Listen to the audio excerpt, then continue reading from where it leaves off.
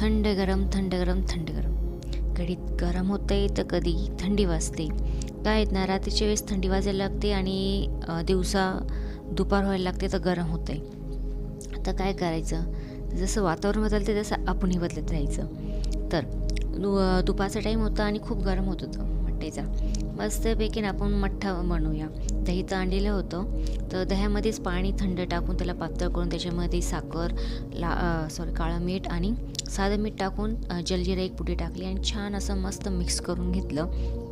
काय ना, वातावरण हे बदलतच राहणार आहे, त्याच्यात काही फरक पडणार नाही. तर त्याच्यानुसार आपणही तसंच चालायचं. गरम होतंय ना, थंड खायचं. थंडी वाजते ना, तर गरम गरम वस्तू खायच्या, चहा समोसे वगैरे असं काहीतरी चटपटीत. तर इथे माझ्या मठ्ठा तयार आहे. त्याच्यामध्ये मस्त कोथिंबीर टाकून झाली आहे आणि इथे प्यायचं आता काम चालू. मस्त ग्लास वगैरे भरून दिले मी. त्याचं खरं सांगू छान असं व्यवस्थित मस्त झालं होतं. मस्त फुल ग्लास भरून दिले ते सर्वांना आणि आम्ही दोघं, माझा मोठा मुलगा, आम्ही मस्त एन्जॉय करत होतो.